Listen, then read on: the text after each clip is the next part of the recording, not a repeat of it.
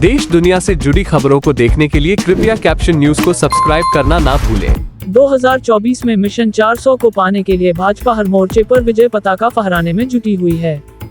लोकसभा चुनाव 2024 के लिए भारतीय जनता पार्टी ने उम्मीदवार चुनने की प्रक्रिया शुरू कर दी है। उम्मीदवारों के चयन को लेकर बीजेपी हेडक्वार्टर में केंद्रीय चुनाव समिति की बैठक हुई। इसमें प्रधानमंत्री नरेंद्र मोदी, गृह मंत्री अमित शाह, रक्षा मंत्री राजनाथ सिंह समेत शीर्ष नेता मौजूद रहे। सूत्रों के अनुसार इसमें तय किया गया कि पीएम मोदी फिर एक बार वाराणसी से ही चुनाव लड़ेंगे। उत्तर प्रदेश में 74 सीटों पर बीजेपी लड़ेगी। सहयोगी दलों को 6 सीटें मिलेंगी। आरएलडी के लिए 2 लोकसभा सीटें, अपना दल के लिए 2 लोकसभा सीटें, सुभाषपा और निषाद पार्टी के लिए 1-1 लोकसभा सीटें बीजेपी छोड़ेगी। बृहस्पतिवार रात वाराणसी सहित करीब 50 लोकसभा सीटों पर बीजेपी ने उम्मीदवार तय कर दिए। सूत्रों का कहना है कि पंजाब, आंध्र प्रदेश, तमिलनाडु राज्यों में उम्मीदवारों का फैसला होल्ड कर दिया गया है। इन तीनों राज्यों में बीजेपी की क्षेत्रीय दलों के साथ गठबंधन की बातचीत चल रही है। पंजाब में बीजेपी अकाली दल, आंध्र प्रदेश में टीडीपी और जनसेना के साथ बात कर रही है, जबकि तमिलनाडु में एआईएडीएमके के साथ बातचीत जारी है। सूत्रों के मुताबिक बीजेपी 10 मार्च से पहले 300 सीटों के लिए उम्मीदवारों की घोषणा कर सकती है।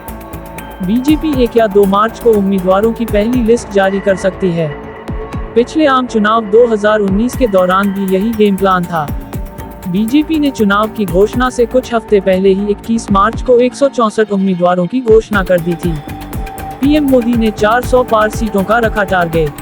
पीएम मोदी ने लोकसभा में राष्ट्रपति द्रौपदी मुर्मू के अभिभाषण के बाद धन्यवाद प्रस्ताव का जवाब देते हुए बीजेपी और एनडीए के लिए टारगेट सेट कर दिया था।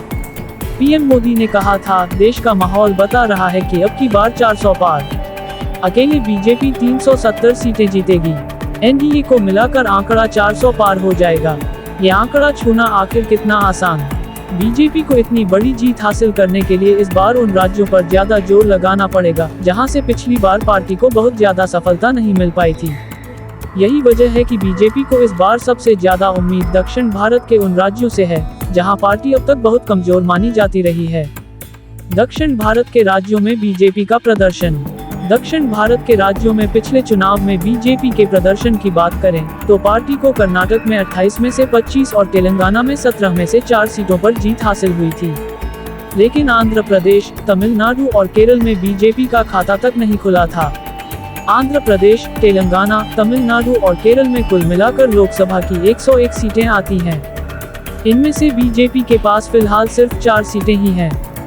पार्टी इन चारों राज्यों में लगातार जमकर मेहनत कर रही है। देश दुनिया से जुड़ी खबरों को देखने के लिए कृपया कैप्शन न्यूज को सब्सक्राइब करना ना भूलें।